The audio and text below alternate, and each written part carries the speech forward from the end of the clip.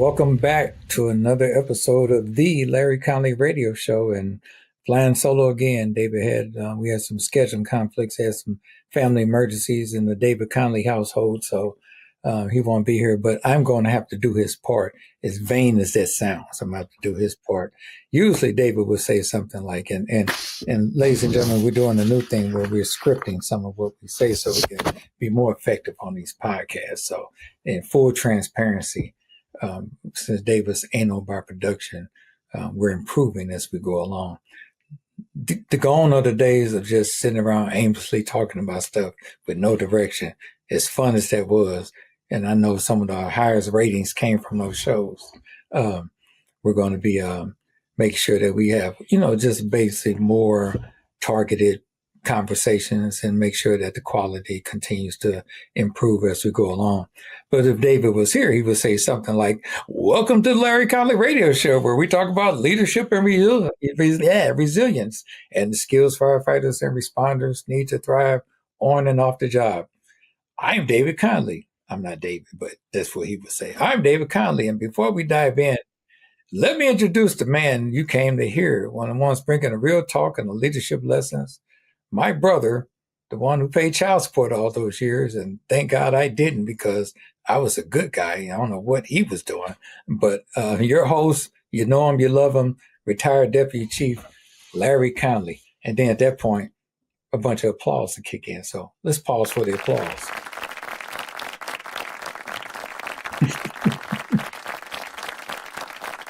Thank you. Thank you. And then I will say, thank you, David. Thanks for that warm introduction, and thanks for telling my business on the air once again. But anyway, we're here for another segment, and this conversation is going to be a good one. We've had Chief Craig Haigh on before, and then we told him, man, you're good, but you can use some improvement. You can use some window dressing. So he said, I got just a person. So he brought his beautiful wife, Beth. Don't call me Elizabeth, Beth on. And we're going to have her on tonight because she's going to have that added element of talking about some of the things we're going to be talking about tonight. What's going on with Haigh Solutions. If you don't know, then you're going to know by the time this conversation is over. And then we're going to be partnering with Chief Haigh and doing some things at the end of September. And we'll talk a little bit about that as well. But I must say that I've had, let me say this, because I don't want to sound hypocritical or like I'm kissing somebody's butt. And I can't say ass because Craig and Beth are Christian. So I have to be, I'm a Christian too, but I just, Christians say ass sometimes. So, but ass is in the Bible. It really is. So, I didn't say the other words, because it's a family show. And sometimes my mother listens to the show, so I have to be careful. So I don't want to make an ass of myself, So anyway, enough about the ass, as you can see. but seriously, what I really enjoy about Craig and Beth is that they're some of the most grounded people I've ever met, especially in the fire service, in the service where there could be a dynamic of different personalities. For the most part, all firefighters are pretty well intentioned and have a lot of integrity and are brave and all of that. You have to be that to do our job well. But just like any other industry, you might not always have a high degree of that. People have different degrees of it. You might not have a high degree of it. But what I enjoy about Craig and Beth Haigh is they have a high degree of it. And it's one of those kind of things that when you're around them, you kind of want to straighten up and be a little better because, they have that high level of integrity. They have a high moral or a huge moral compass, and they're very, they're not the kind of people who back down from letting you know where they stand with their faith and their convictions. And people like that just make you want to level up and make you want to be around them, make you want to hire them to help you come in and clean house. I know Chief Haigh and I have had discussions off record about, hey, when you go in and create solutions for your clients. And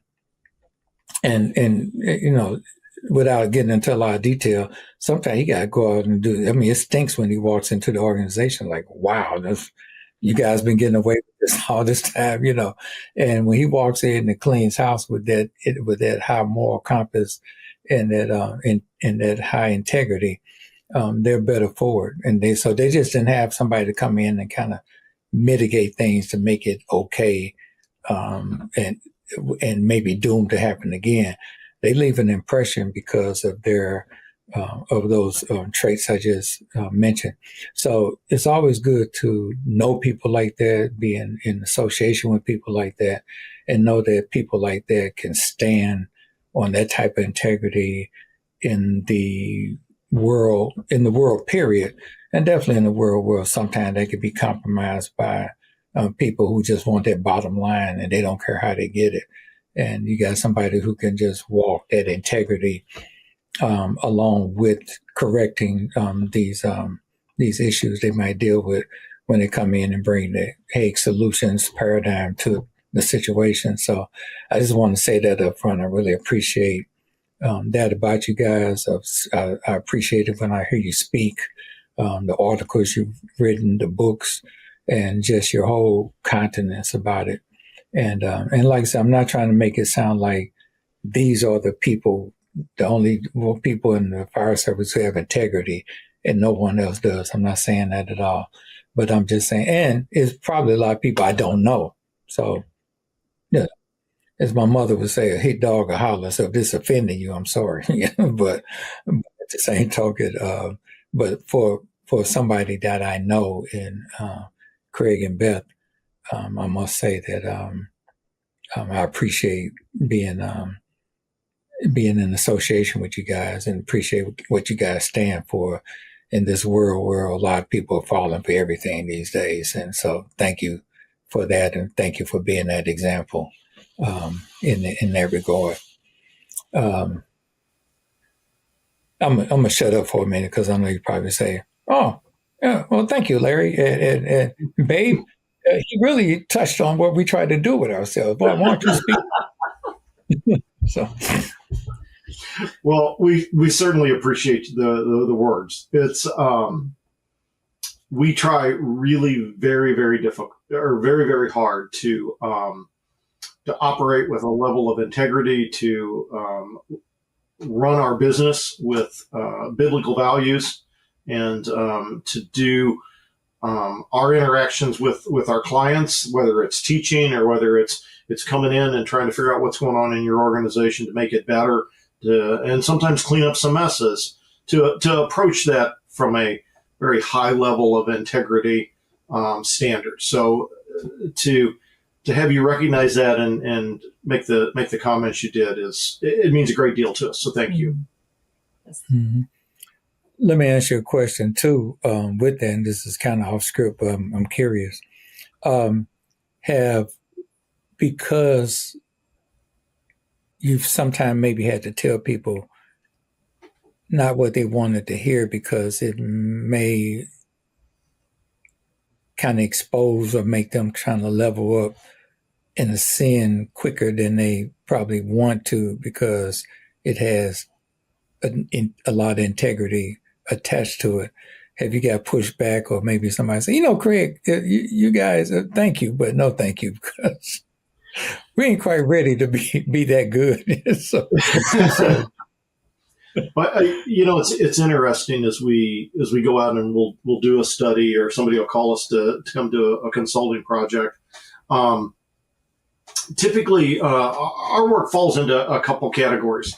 It's either one, we've got a relationship. They call us, they need some assistance, they want us to work on any multitude of things, where it could be policies and procedures, it could be some educational issues, it could be accreditation, it could be things that are helping them move their organization forward.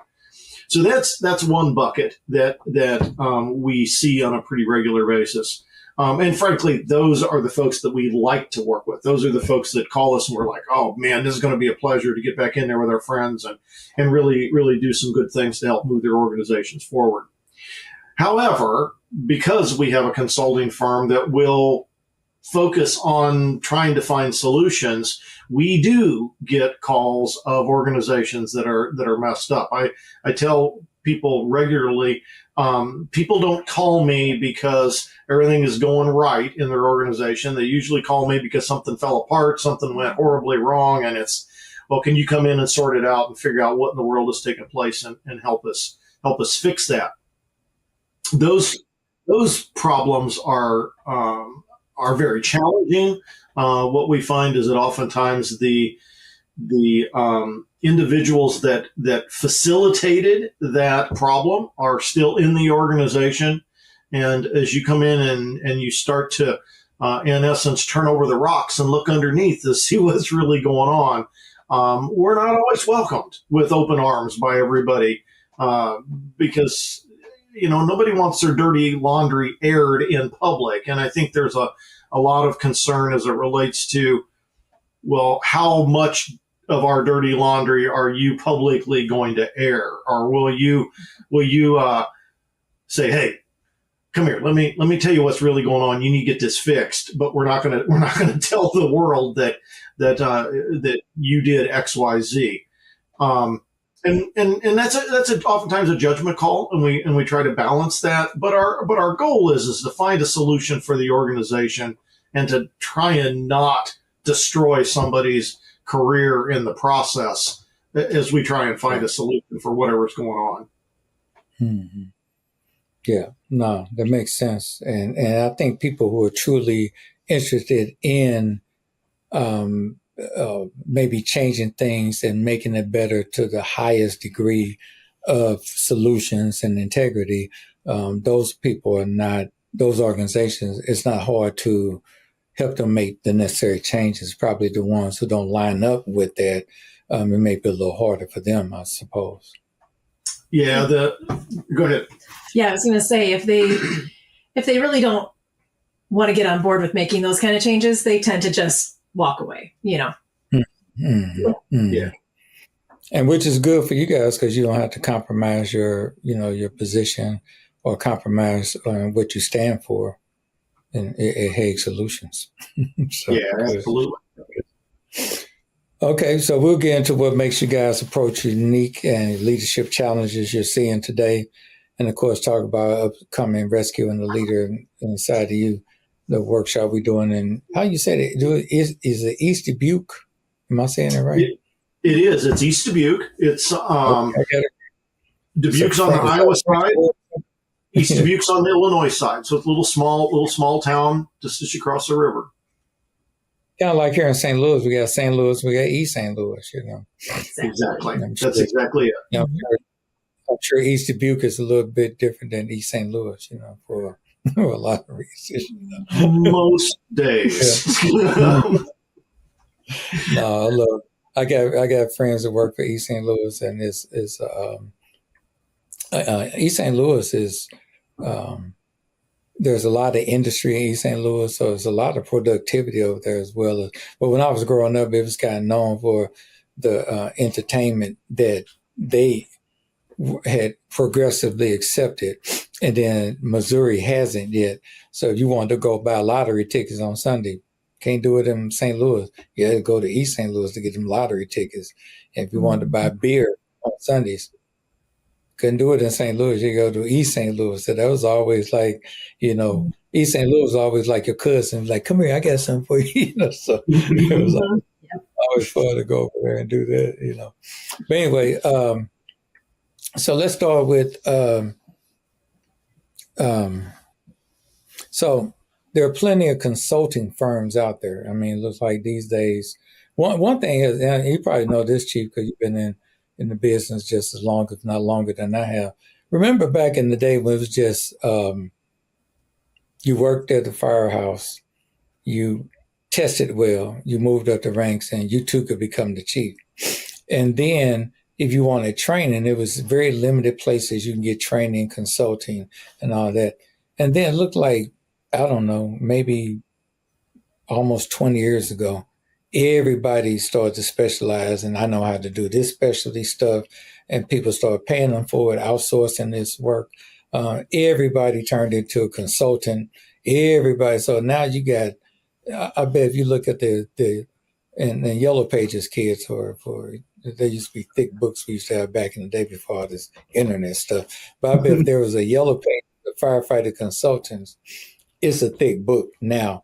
It's a thick book full of consultants, not only on what you guys do, but just on how to use tools or how to comply with different things. So what makes Haigh Solutions different, you would say, in the vast number of consultants out there? What makes you guys different? Well, I think that the difference for us is the focused area that we want to do work in. As you said, there's a tons of folks out there that you can hire and bring into your organization to teach you specialties, help you move your organization forward, whether it be in tactics, whether it be in technical rescue or hazmat or any of those disciplines. There's lots and lots and lots of folks out there that you can reach out to help them do that. For us, one of the areas that we just really see organizations seem to be struggling is that most of our folks came in the door. They, as you said, they tested, they got promoted, they climbed the organizational ladder. We took lots of classes to develop our skill set as it relates to going to a fire or swinging off of a building or et cetera. But where we seem to really have, I think, failed the fire service is that there was very little attention applied as I was coming up in this business, and I certainly think it's still very much there. There was very little applied to focused attention on developing that CEO skills, if you will. How do you be the chief executive officer of the organization? It's not just if you're going to be the fire chief or you're going to be in one of the top spots with a bunch of jewelry on your collar. It's not just a scenario of I'm the senior firefighter. I'm the guy that's been around the longest. I'm the individual that has done the most functioning on the street. But it's that chief executive officer skill set and all of the skills that when you think of that title go along with it, whether it be legal, whether it be HR, whether it be budgeting and finance. There's a whole multitude of skill sets. That is really what it takes to be effective in running a organization today, whether that's a small volunteer department or whether that's a large metro department. The skill set is exactly the same. It's just scalable based on what organization that you happen to be leading. I think that the fire service has done a really pretty poor job in developing our skill set for that CEO position, if you will. And so our work is to try and help either teach you some of those skills, to write articles, to help educate you on some of those skills, or to actually come into your organization and partner with you to find some solutions to how do you build those CEO skills, or how do you even solve some of the challenges that you have in your business. And I think we're just really in a deficit as it relates to that area of our business. So that's where our work focuses. So I tell folks all the time, they'll call me and they'll be like, hey, can you come teach a tactics class for me? And I'm like, look, get out a piece of paper. I'll give you a list of folks that are way better at that than I am, way better than that. But if you want me to come in and talk to you about budgeting and finance and HR issues and organizational planning and strategic planning and succession planning, okay, well, I'm probably your guy. And so we just really try and focus on the area where we have the expertise. I like that. And I'm going to tell you, it was years ago when we first, I think, did the podcast or talked or whatever. And I know my mother was on the show at the time. And when you brought up succession planning, that's something that we just we always connected that. And we knew succession planning, but I'm saying it's one thing to know it in general. It's another thing to see how important it is, it applies, because there are too many organizations out there where the chief has become the king, and it's like, I'm not going anywhere, and you don't know that. And they haven't empowered anyone to take over after their tenure is up, or they've stayed too long, so they end up kind of really slowing down the organization, and it's not reaching its optimum speed because they're basing it solely on their understanding and not trying to incorporate I'm planning for the future, which would incorporate a lot of strategic, intentional succession planning. And I got that from you. Whenever I ask somebody about, a lot of times when we're teaching our program and someone may have an issue with the leadership that's been there too long. They've been here 40 years, 50 years. Man, 40 years ago, I was, there's a lot of stuff. There weren't cell phones 40 years ago. It wasn't, there's a lot of stuff that changes, and you're still here, so, with the same mentality. So that's succession planning. And if you have the vision for your organization to go beyond you, succession planning is critical, I feel, because you need to identify who's going to be the next. I won't say next you, but you know what I mean? Somebody who has the passion to want to stick around long enough to hopefully pass the baton to someone else, so this goes into, some perpetuity, And I think that's a real challenge in the business today. We don't have a lot of folks who are interested in those top spots. And I think there's a multitude of reasons for that. But, I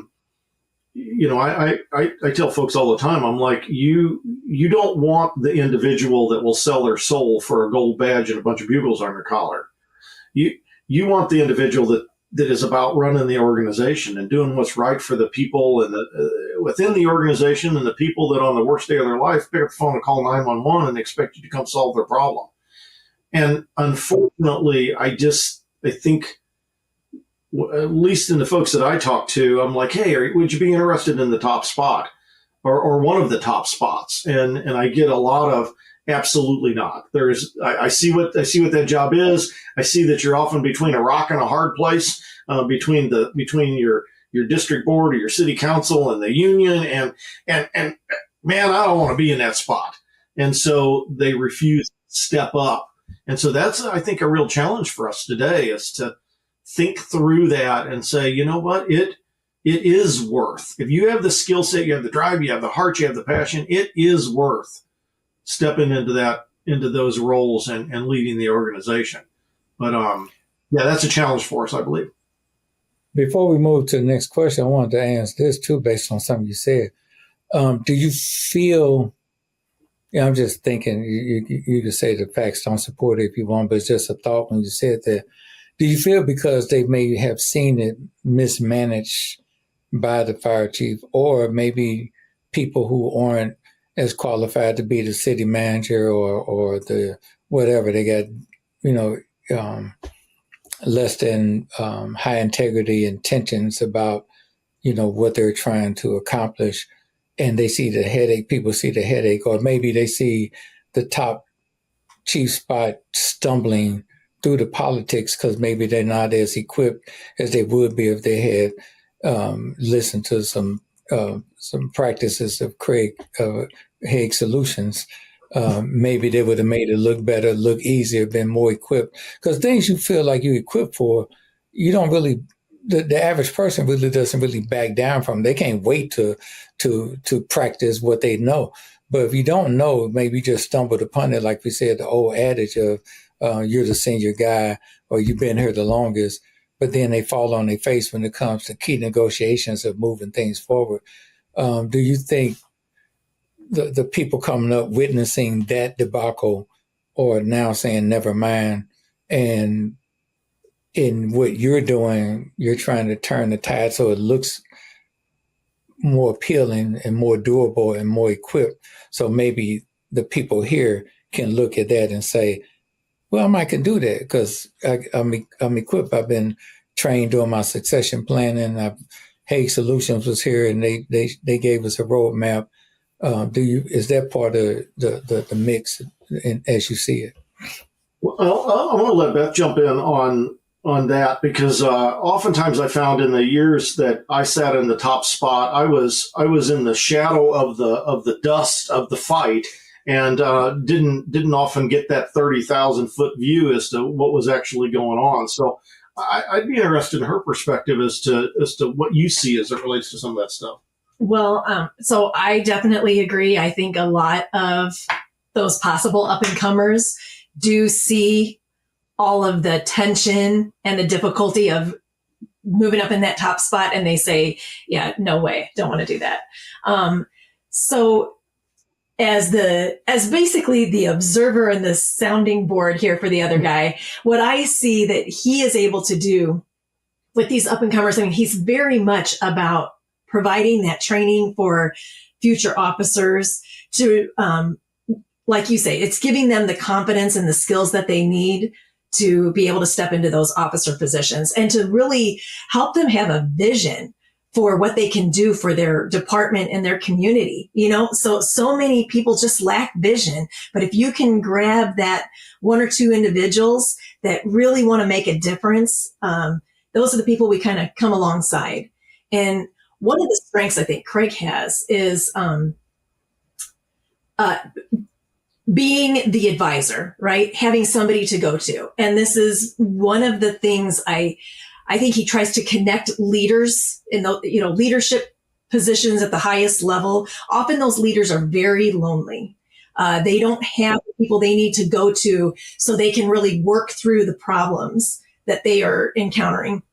So Craig can often be that outside trusted person that they can go to, just to be a sounding board and advice. And he's also very good at connecting those top leaders with other top leaders. So they can find those people outside their organization where they can have those frank, honest conversations and get an outside view, without compromising the situation by having that conversation with somebody in-house. You know what I mean? So he's very good at making those connections. Yeah.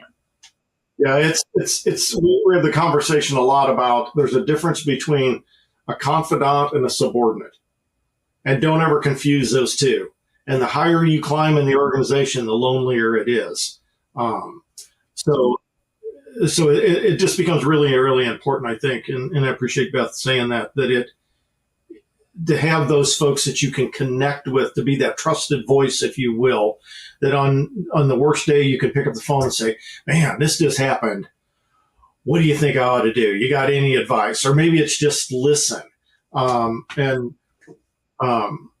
I was with a group of business leaders here a few weeks ago. We were talking about profit leaks within our organizations, profit leaks within our company. Well, I can certainly tell you a profit leak within Haigh Solutions is that I answer the phone, and I spend time and I talk to you, and 99.9% of the time I'll bill you. So I guess we're just blessed in that the Lord gave me a lot of years in the fire service and gave me a pension. So I can have those conversations and answer the phone when you call. But that is a big deal for leaders.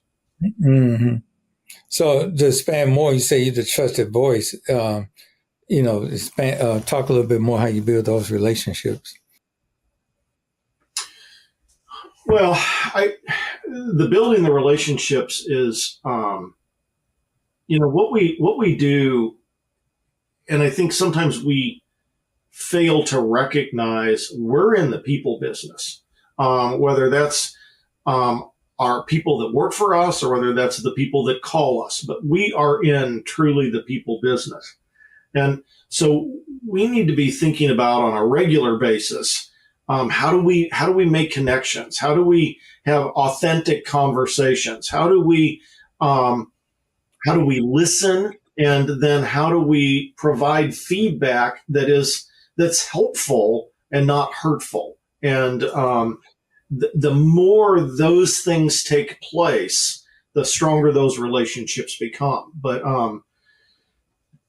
I believe to be successful as a leader or to be successful in the work that we do today, it's all about those relationships. And you got to focus time and attention on building them, mm-hmm.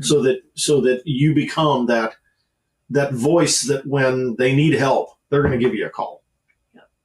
Yeah, we're not just there to just come in and do the job and then we're gone. we want to be able to be those people you can come back to and have the follow-up conversations. Yeah.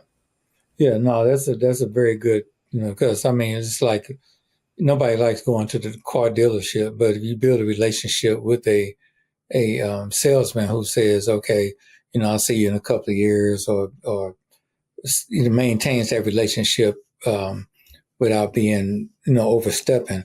Then I guess when you get ready to go buy another car, one of your children is going to buy one, you go to that trusted voice because they built their relationship and stayed in touch. So if it could work for a car salesman, I'm sure it could work for you guys as well. Well, I certainly hope so. And like the dreaded car salesman, we're trying not to be the dreaded car salesman. So we are going to try to oversell you on what you don't need. So, yeah. No, that's exactly, because I was just trying to make the point that it's definitely a principle, whether you're a car salesman or whether you have the high integrity of a Craig and Beth Haigh. So you focus on helping organizations think differently and critically evaluate themselves. Can you give us an example of what that looks like in real life?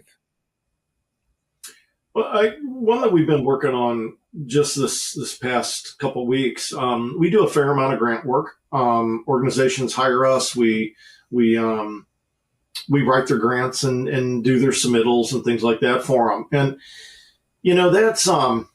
that's okay. And that's work, and that's a model that is out there. But really, where we want to be is we want organizations to understand that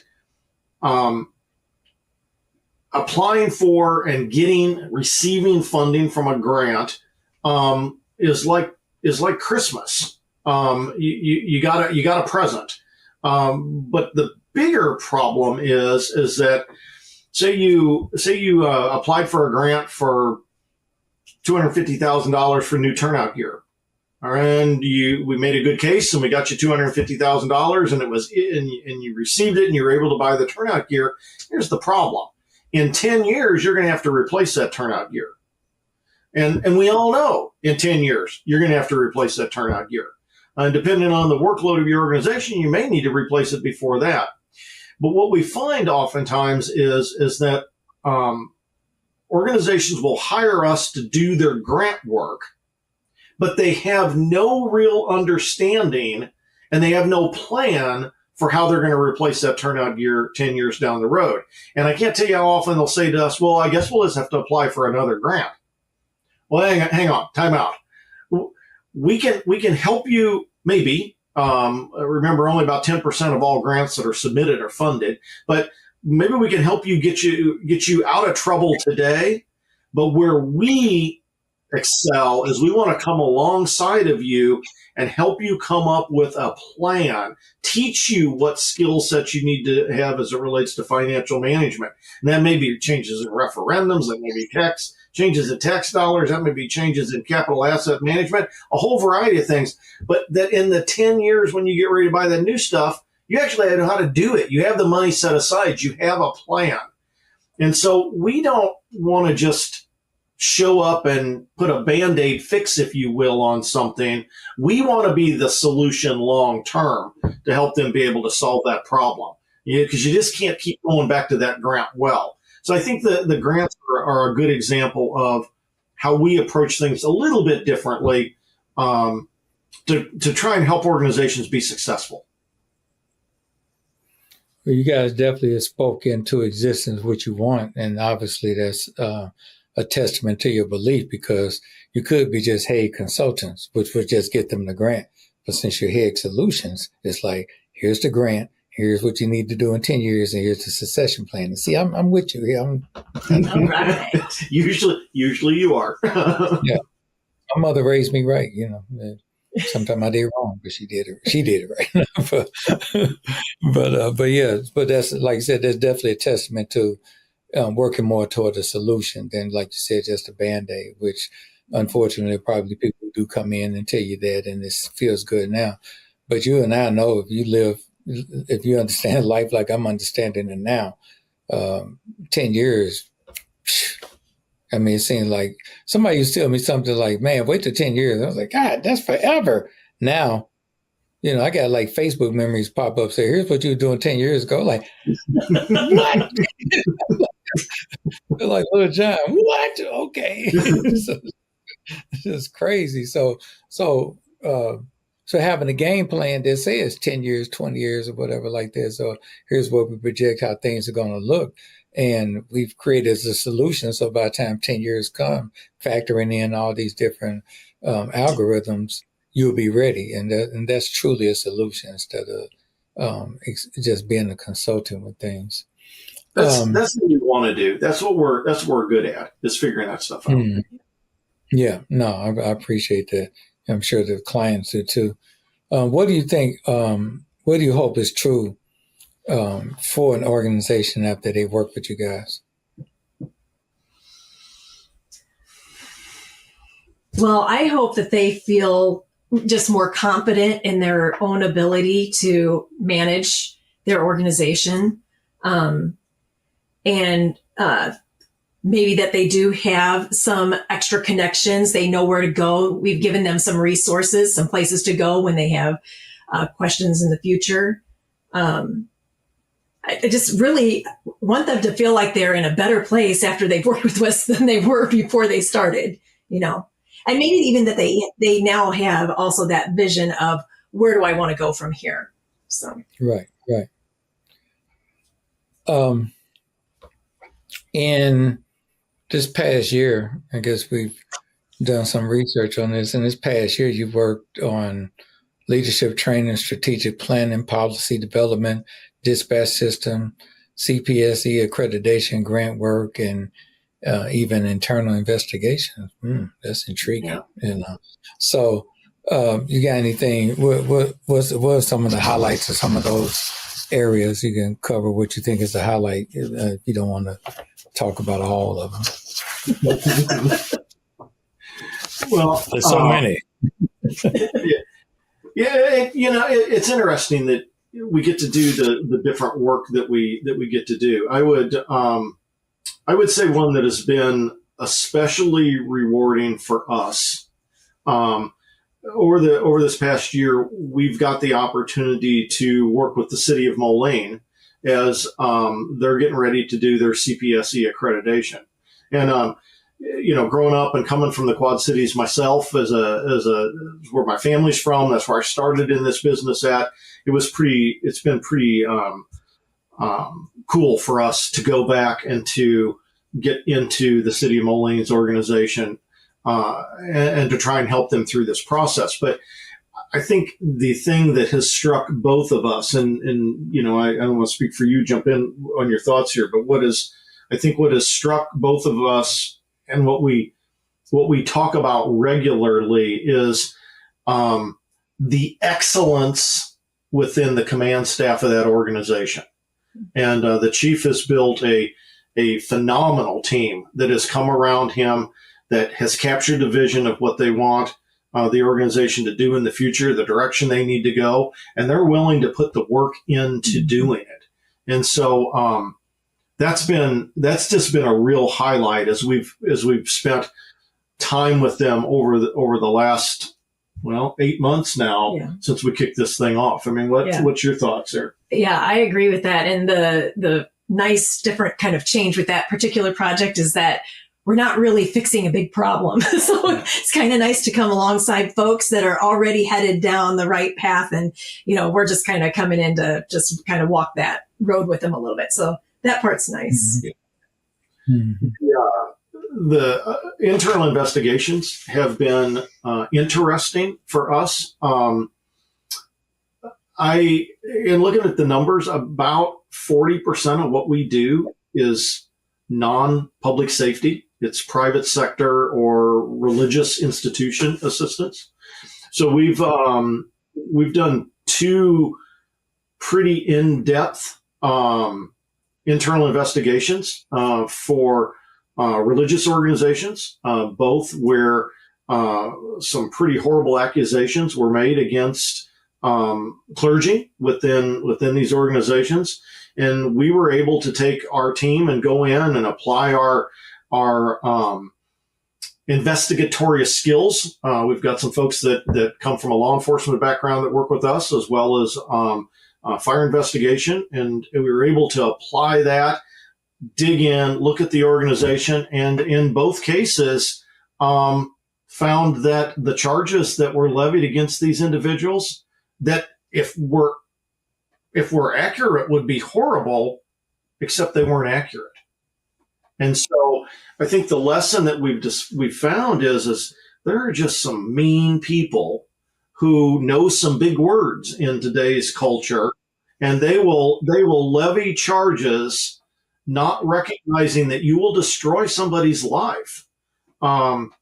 But we feel really blessed that we were able to get in there, do the hard work, dig in, see exactly what was going on, and help the leadership teams of those organizations exonerate those people. So we feel pretty good about that work. But you never know what you're getting into when you start it. But yeah. We're excited that it turned out the way it did. Thank God. Let me ask you this, just a little off script too. What coming from the a strong fire service background, public safety, and all that, what made you want to put that under the umbrella of Haigh Solutions as well? Because that's pretty intriguing when I think about it. Well, it's not like we were aiming to do that. It's just that the request came to us and we didn't say no, right? That's exactly the case. Yeah. We weren't seeking it out. So yeah. I thought you were watching the news one night. He's like, baby, that's just seemed wrong. We should do that too. Let's do investigation of religious leader for dummies and read up on that, and then take a couple of courses and then and put that under the umbrella. So that's not at all how it played out. I tell people on a pretty regular basis, no one is more surprised that we do the work that we do than me, because we certainly didn't run down the path. But in this particular situation, we had a fairly large law firm that I happen to know and I'm friends with the executive, the leader of the law firm. And he called me up and he said, "Hey, I got a problem I need you to take care of for me." And I'm like, what do you need me to do? And he's like, "This is a situation I got. These are our clients, and I need you to sort it out for me. And I need you to approach it from the standpoint of, you've not decided what's actually going to happen before you get in the door. You've not decided they're guilty before you start. And I don't want a law enforcement approach to it. I want a fire approach to it. I want you to be a good guy. I want you to go in and figure out what in the world's going on. And I know you well enough to know that if you need to do business, you'll do business. But I need you to do this." And I'm like, okay. And so we stepped in, and I would say it's just been, personally, it's been hugely rewarding for us and the team to be able to have done that work. Wow. Nice. I love to hear that, because you never know where God's going to put you, right? You start out one thing, and next thing you know, like, really? and then especially when it has a favorable outcome, you realize that it wasn't by how smart you were in its entirety, but the wisdom that was placed to you through God's wisdom and God's grace, obviously. Well, I think that's a great point as to who we are as a firm. I mean, we're unabashedly a Christian organization, a Christian company, and we just approach it from, okay, Lord, this is your business, and we'll do what it is you want us to do, and we'll try and do it the best that we can, and focus on biblical principles. And if tomorrow you don't want us to be in business, okay, we're okay with that as well. So you laid it out really well as to how we try and approach things. Good job. You call the epidemic of bosses being bosses. How is that showing up, you think, in the fire service? I think it's a huge problem that we've got going on as it relates to not, I brought up a little bit ago, I talked about not training the chief executive officers. I think we're doing a horrible job in training our company officers. And so I talk to folks on a continual basis where they're like, we got a problem in the department. Morale is terrible. We don't get to do this. We don't get to do that. This is bad. It's almost like come into the fire station in the morning, get your cup of coffee, and sit around the kitchen table and complain about all the stuff that you hate.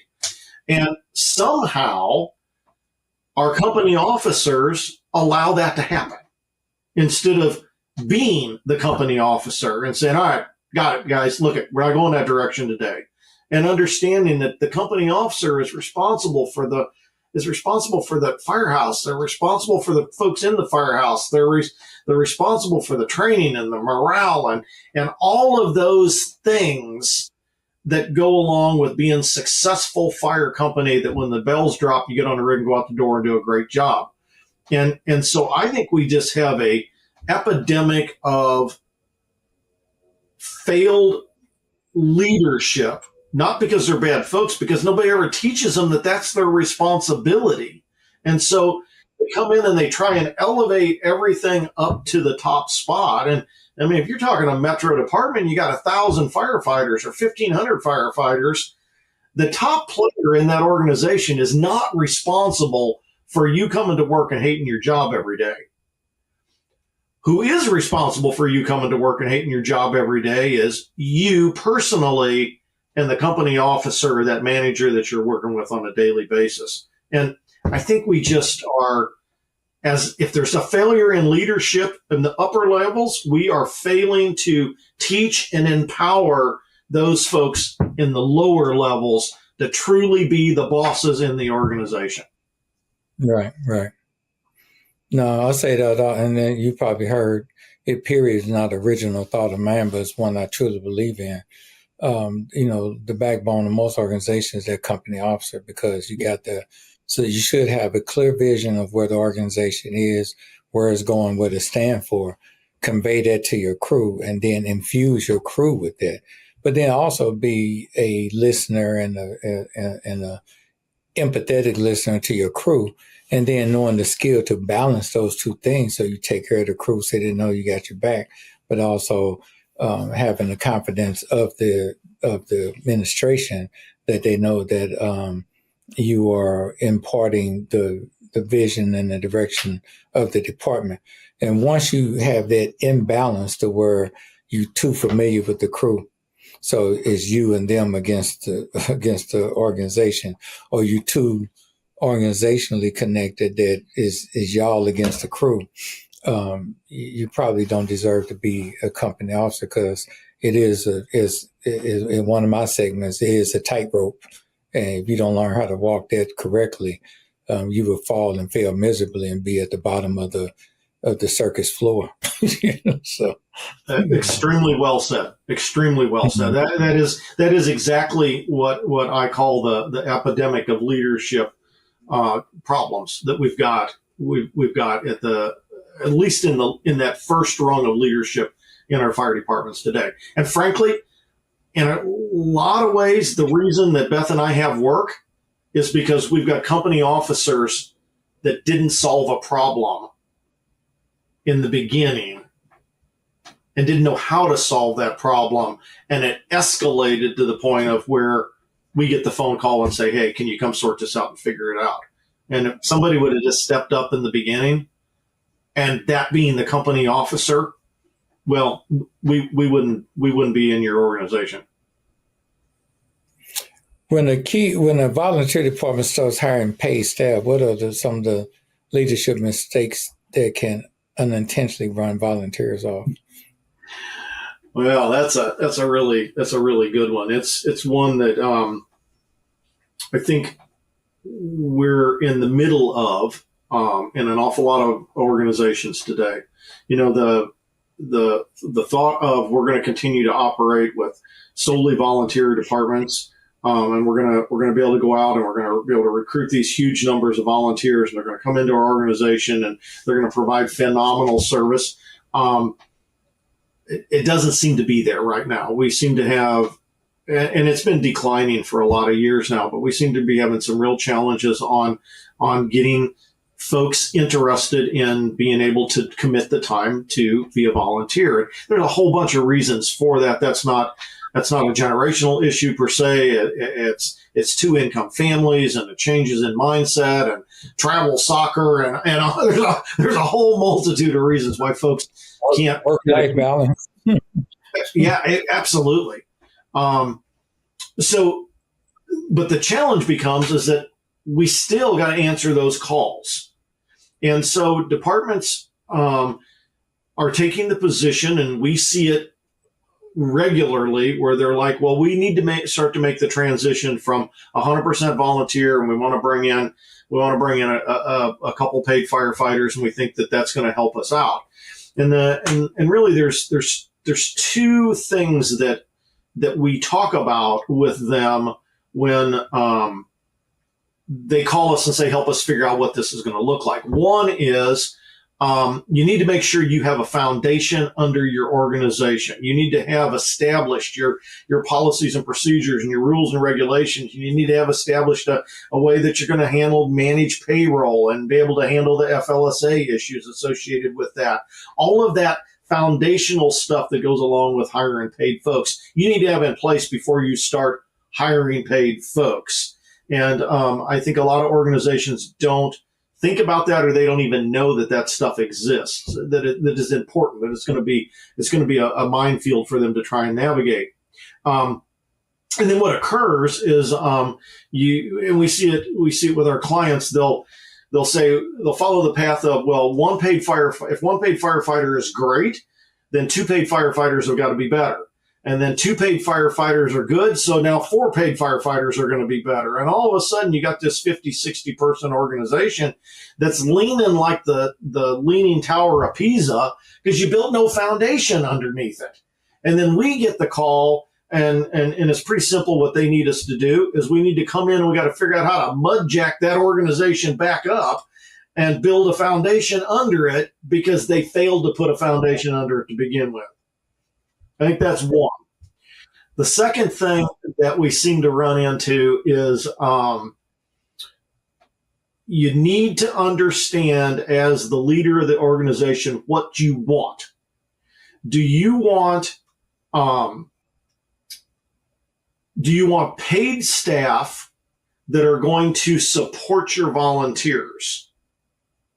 Do you want to continue to be a volunteer organization that has some paid staff that's going to support the volunteers so that the volunteers can continue to do the work that they do?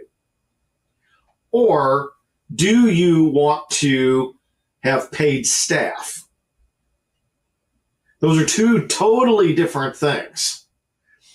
And if your mindset is that, well, we want some paid staff, and you're consciously not focusing attention as leadership on our paid staff are here to support the volunteers so the volunteers can continue to do what they need to do. Our paid staff is here to allow us to financially continue to be a volunteer organization. So we have a tax base that will support that. If you as leadership let that deviate and you start to say, well, man, we're just about bringing some paid folks in the door. We just want some paid firefighters. What you're going to end up with in very, very short order is a paid fire department, because those paid folks are going to come in the door and the volunteers will lose their motivation. They'll lose their leadership ability. They'll lose the ownership in the organization, and they will exit the organization. And then you'll end up with a bunch of paid folks. And what we find is that a lot of organizations, because they don't know what they're after, and they just start plugging paid folks in, 4 or 5 years down the road, have got no volunteers, and now they're hiring a whole bunch of paid folks, and now they're running up against the fact we can't pay for what it is that we've got. And the problem occurred back over here day one when they decided to hire some folks. So what we see is those two focuses: no foundation and not knowing what it is that you want, and then leading through that. Hmm. Does that? Yeah. Beth, So yeah, Beth, the compliment that you said the problem is often they don't define the mission for the paid and staff clearly enough. So how do you think the leaders can get this right from the get-go? So, from a real world experience that we had, where Craig took the first paid chief position on a volunteer department, the one thing that he really did to try to balance that out and to emphasize that, okay, we're going to start bringing on paid staff, but they are going to be to support the volunteers. He was so intentional about having a dual system of officers. So he would allow some paid people to come in and have an officer position, but he also had officer positions for the volunteers as well. So just having that intentionality of we want our volunteers to be fully still a part of this department, like we depend on them. And just because you're paid doesn't mean that you have like a higher rank or more influence than the volunteers. It's really creating that balance. So I watched Craig do that, and it was just so effective. So I would think that was just our experience of really the way to go. And I would say to add to that, it has got to be intentional day in and day out, because if you let it deviate and get off a track, you talk about walking that fine tightrope.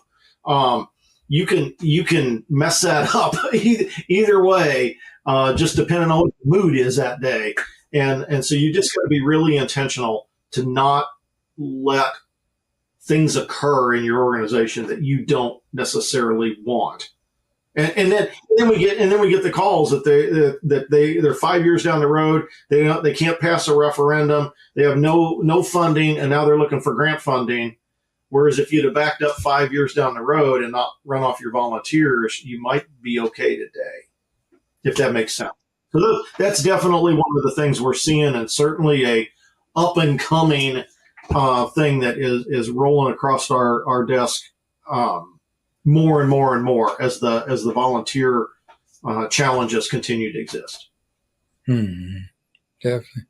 Well, it sounds like you're in the midst of doing a lot of effective solutions to help people navigate through that, because it seems like there's no standard way or no standard way. I guess I could say that. Just no standard way to do it effectively. And maybe it's too dynamic because you got different beliefs, different ways people do things, different attitudes, and that's a lot to navigate through. But in a good way, I guess that means it's always business for Haigh Solutions, So, thank you for being confused. We're here to help, Well, we're really glad that your organization is collapsing, but let's see if we can fix it for you. Oddly enough, this is really what gets him all fired up. I mean, he actually really loves fixing other people's problems. I think because they're not his problems. Yeah. I gave all that up. It's not my problem anymore. You know what they say: if you find something you love to do, you never work again. So you found that sweet spot in your second life, with this whole thing. We're going to talk about how things line up with our workshop for a minute and kind of wrap things up, with talking about what we're going to be doing next month. So in our workshop, David and I do, and Chief, you had us when you were at Hanover Park. And what I really enjoyed about you being there, I say this all the time, is that a lot of times David and I go places and the Chief is sitting, and maybe they got a lot of stuff to do that day. I'm not here to totally critique it, but I don't always think that's the case. I think if you plan it right, you are where you want to be. But I can't tell you how many times we've been in organizations and we walked past the chief office during the break and said, "How they doing in there?" I was like, "They're doing great, Chief. Good. They need it." And I was like, "Hey, you probably should be in there too, from what I hear. But okay, you're the one giving me the check, so I'm not going to critique you."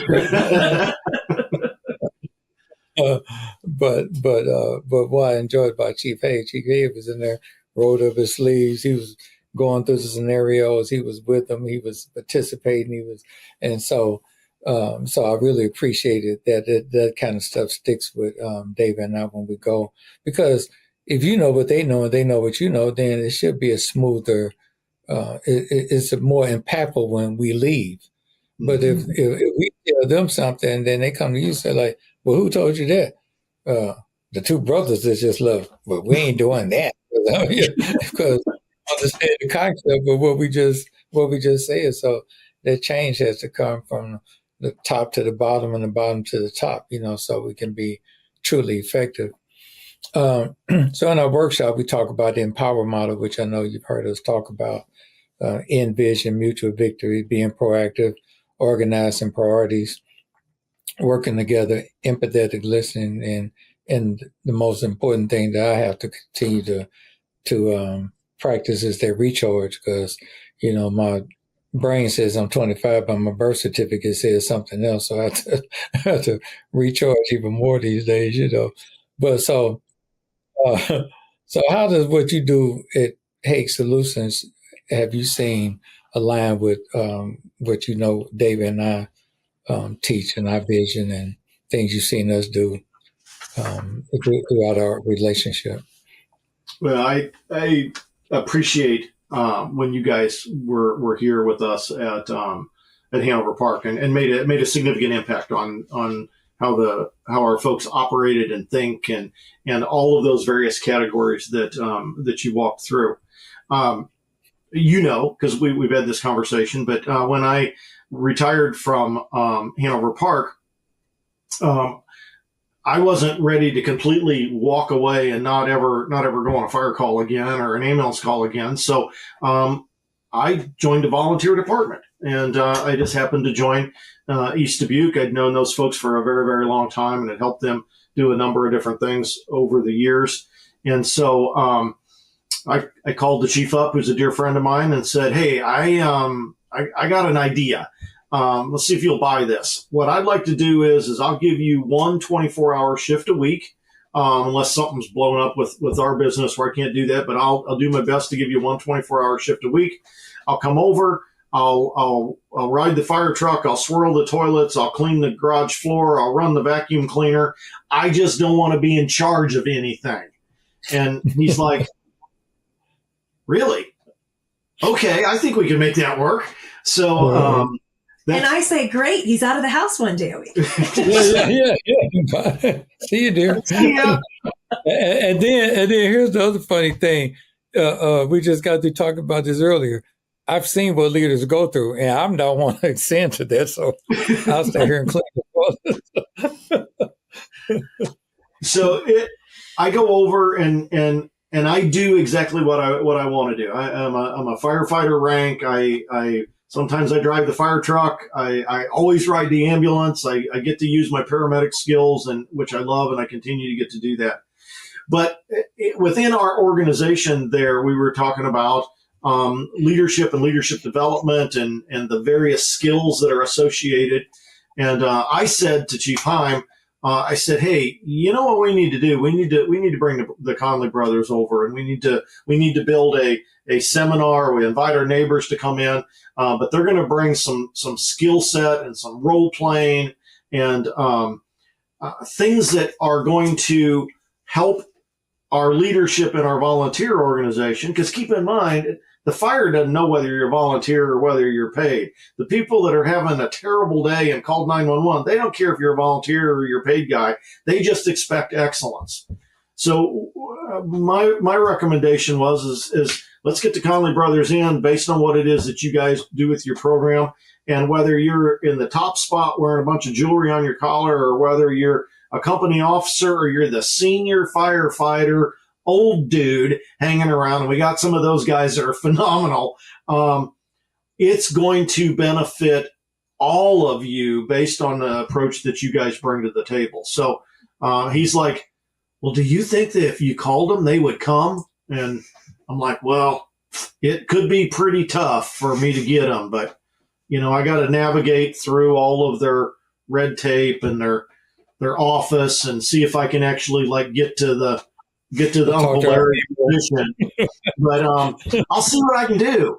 So I texted you and said, would you come to a class for us? So we're pretty excited. Yeah, good deal. No, we're pretty excited to come hang out. And also, like I said, say less. I think, it was some other people that have been calling, but I say, oh, that's Chief Haigh. Hey, we're top of the list. You're going to the top of the list. Get rid of, get ahead of all those heathens to call us now. We want integrity, people. No, but seriously, no, we're excited to come. We'll be there on September 27th. It's a Saturday, and it's going to be a great time to hang out and share our concept, and hopefully empower and change some minds and make things better than we found it. And we've been pretty successful with that. I mean, I always say David is the secret weapon. I usually have the content.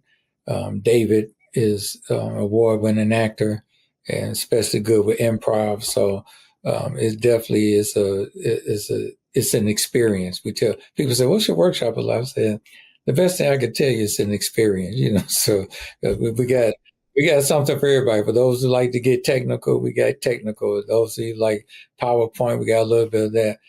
But we call it the high class for your brain, because you definitely are going to be up and moving around and practicing what you say you learned, throughout. So by the time we leave the organization, we like to have made an impact, and that's what our aim is. What they said, Maya Angelou said one day, they might not always remember what you said, but they remember how you made them feel. So we know good and well you're not going to remember what we said on slide 23, but you're definitely going to know how you feel, especially if you decide not to do things the way we told you to practice it. And then David reveals that in the outcomes. And I'm just saying. No, that sums it up. TJ's been there before. Yeah. He knows how this goes. Yeah. So you don't slide much past David. He'll catch you. No. It's pretty good. So, we've been doing this thing almost 15 years, and I'm a lot of times watching David like I'm in the audience like that's good. Because even though we kind of have an ideal of where we want to go with things, it's never the same story twice because you're dealing with different people. And David doesn't, and myself either. We have more of an improv mentality. So we don't have a standard cookie cutter way of doing things. We definitely teach the same consistency of information, but depending on the crowd, depending on what the flavor of that day is, we just adapt to that. And I think that's a gift that we have to make it more germane to your organization. So if we taught in Arizona, you're not hearing the Arizona version because you can't relate to that anyway. But you are going to hear the underlying things that all firefighters should be concerned about, or even better, all people should be concerned about if you're talking about your best personal leadership. Because we say it all the time there. Firefighters aren't beings from another planet. They just come here to save us from fires. They're people that come from our communities, our high schools, our neighbors and all that, and they decide to become firefighters. So we're all people, and we're going through our own struggles and personal leadership. And if we can get better with our personal leadership, then we can be better firefighters. But sometimes I think the motivation for me writing this whole thing in the first place was I saw people were striving to be great firefighters, but they sucked at people. And you just can't separate the two. Eventually it's going to catch up with each other in the intersection. That's why, unfortunately, a lot of firefighters make news about the lack of integrity, and they smear this great profession that we call firefighting.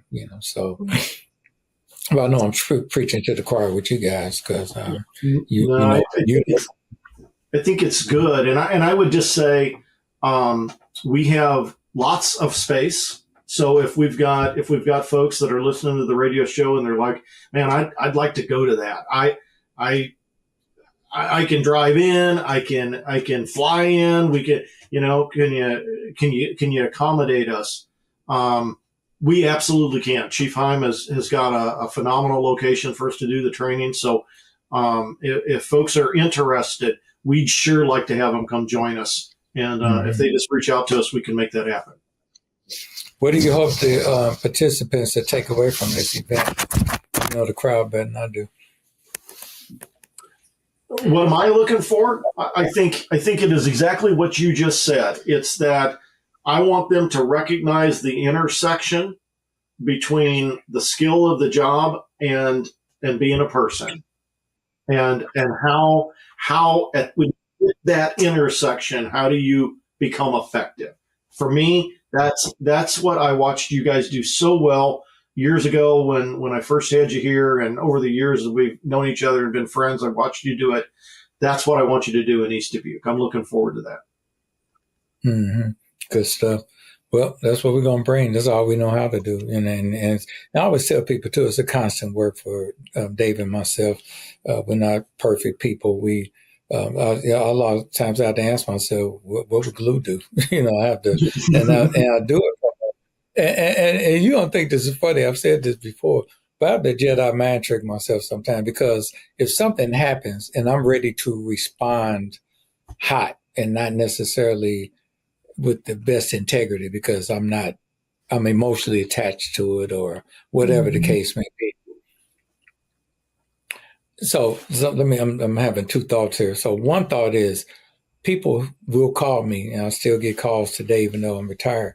People still call me today and say, hey, I'm dealing with this at work, or maybe I'm dealing with this at home, whatever. And I called you because, I trust you and I respect you. What would you do? If you were advising me from some of the glue perspectives, growing leader use and empowerment perspectives, what would you recommend? And I always try, even if I'm not the best at it myself, I always try to give what I think is the best advice from an integrity standpoint. Sometimes we have to pray about it. Sometimes it's biblical, heavy on the biblical. And sometimes it's just, hey, I'm just listening, and maybe guide them to figure out what they already know they should be doing.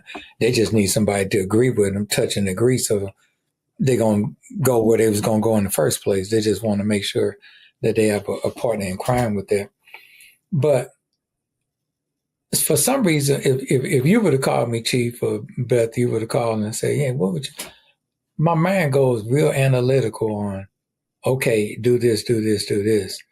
And from that, I've been able to help bless a lot of people because I've been blessed in people I can call. But when you're emotionally attached to it, sometimes you don't hear it. So I have to go in my mind and say, hey, Larry, literally say it out loud, maybe in the mirror. Hey, Larry, I'm having this problem. What would glue do? And my mind shifts into problem solving mode. But if I don't do that that Jedi mind trick for myself, I may do something that totally goes against the principles of glue. And they'd be like, that was the glue man, and he knew better, but he did it anyway. So what saved me is God and glue. And God and glue really ain't too separate, because glue is based on principles, and principles are of God. So it's just like I tell people, they say, what do you mean by principles? I say, does the sun come out every day? They say, yes, that's a principle you can't get around. Even if the clouds are out, the sun is up. You can depend on it. It's coming up every morning, all the time. Even your darkest day and your best day, the sun is up. And I didn't realize that till I took a flight to Cleveland years ago when I'm on my first plane ride, and it was cloudy, looking ugly, and the plane went above the clouds, and there was the sun. I was like, I guess it's true. I mean, I knew it theoretically, but so that's a principle. It's going to happen whether you want to or not. Real quick to wrap up on the we call this the lightning round, and either one of you can answer these as they come. What's the best leadership book you've read recently? Oh, you got to take that one. Well, I told Craig, I I'm not sure how to Dynamic answer. leader. Most of what I read right now as grandma, to my grandkids is Morris the Moose Goes to School and the Hugs book. But so the only real leadership I'm getting into is devotionals that I'm doing through God's Word. So I happen to be going through a one on business leadership right now. And some of the principles that just kind of come out is, number one, really following God's Word, because if you follow God's Word, you're always on the right track. Like you said, that integrity, having integrity. So those are kind of a couple of the key principles that I had just kind of been reading through this last week. So nice. Good. Leaders are readers, and it's good to have a mate, a helpmeet, a wife, a partner in crime that does it with the same intensity as you do. Because I know people be like, I read this great book, and be like, and then the wife be like, there he go again. I'm like, shouldn't you be reading something too? Not evenly yoked. Read about that. See how long this going to last. I try to keep him on track. Believe me. Yeah. There you go. Sometimes my yoke is heavy and tight. I feel you. What one leadership myth needs to go? I didn't know he had to think that hard. I'm thinking of one that he kind of tells me is, management and union, or, your lower guys, they should be on the same side. They do not need to be on opposing sides, right? That's a good one. We both do the same job. We both work for the same organization. We both got the same patch on our sleeve. So why are we fighting with each other? That makes zero sense to me. That's a great one. I'm glad you brought that up. I was thinking hard, so I'm glad you got it. There's a good one. Yeah, Beth, you're good. I see why he say you're the brains. Look, you got a twin sister, Beth, the single. So, no, I'm just playing. Sorry. Favorite firehouse meal? Since you're back in the firehouse now. Well, you know what? That is, I can handle that one because it seems like every time I go, I'm the guy that they make cook. So, I'm pretty good at that. I can speak for the East Dubuque guys. They seem to be really digging on this beef stew thing, this recipe that Beth gave me. It's super easy. It's got some beef and vegetables in it, and you let it cook for like 46 hours, and they think it's pretty spectacular. So I'd say I gotta go with what they tell me they want me to make all the time, and that they like the beef stew. I might have to pick some of that when we come up after we're done. After all that talking all day, and we might be hungry. Well, now that you've brought it up, and I'm sure they'll listen to this radio show, so yeah, there's a chance that'll probably have to happen. Yeah. Boy, I'm glad this is over. Man, am I famished? Anybody gonna have to keep stew around? Well, we'll see what we can do. Well, you should say that. The last one is one thing every firefighter should know about leadership. I would argue the one thing you need to know about leadership is it starts with you being able to lead yourself. And until you figure that out, you figure out how to lead yourself, you can't lead anybody else. I say it all the time. Until you lead yourself, you can't lead anybody else. Also, another one I like to use that even as a company, if you can't get it right in the firehouse, I don't trust you can get it right in the street. If we can't get it right with the people that we know, sleep with, eat beef stew with, and all that kind of stuff, then how we gonna get it right for the people that we don't know in the street? So we need to perfect that at the firehouse, whether your politics, social, emotional issues, or get that right. Be intentional about getting that right, because that's going to prime you to be ready for what you don't know. Because nobody goes to roll call and say, hey, today we're going to have a house fire. We're going to have to help Miss McGillicuddy out the wheelchair. Nobody knows that. So since you don't know, the less you are prepared in taking care of each other, you increase your chances of mismanaging taking care of things in the street. So that personal leadership with yourself and with your crew is critical, so you can be the best for the citizens that we serve. Again, any more things, any closing things you guys want to add before we shut this out? I just appreciate the chance to spend some time with you. I mean, we've known each other a long time, and I've got the chance to be on the show multiple times and spend time with you and your brother and your mom and love all of that. I just appreciate you being with us again, and I'm looking forward to having you over in East Dubuque and getting you to pour into those folks. So I appreciate that. I appreciate the friendship very, very much. I appreciate the opportunity, and I appreciate letting a heathen like me hang out with you guys. So no, but seriously, like I said, you guys are some of the fire service professionals I look up to, and but not so much that. Even more importantly, I consider you friends, and so thank you for that. And that's the thing I really appreciate about the fire service has always sustained me, even when maybe you're going through some personal things. You got friends in the fire service, you got people you call, got people who are genuinely concerned about you. When I said this in my keynote back in 21, the number one killer of firefighters is suicide.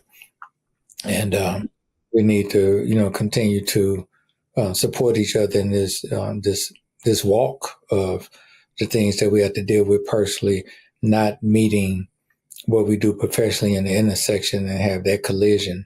So the more that we stay up and be there for each other and pray for each other and continue to support each other. And because that's one thing I really hate these days, that social media and all the exposure to all the media we have can be very good as far as information. It can also be very bad too, because I can't tell you how many times I done read stuff, saw stuff, and somebody gets a snapshot of something, and all of a sudden they become the expert at the expense of what they're watching on the media, that they choose. So we just should be a little more empathetic and loving toward each other. There's still nothing wrong with calling something out, but there's better ways to do it than just acting like you guys give the firefighter and these idiots here, And I understand the passion behind it, and I understand there's some things that need to be corrected, but part of personal leadership too is that if I see, Chief Haigh doing something, I just don't get in my place to call you out on social media about it. I think it's my place maybe to call you personally. Hey, yeah. Craig, I saw this. Why don't you give me some context? Why don't you give me some context of what that was all about? And then if there's opportunity for me to say something to you because I love you and I want you to be alive, I want you to be healthy, then receive what I got to say in love, but I got to say it in love too. And I say it in like, you idiot, and that kind of deal. We just got to get better at that, because in the succession planning, whether we are doing it intentionally and successfully, there's also succession planning in what we're doing wrong.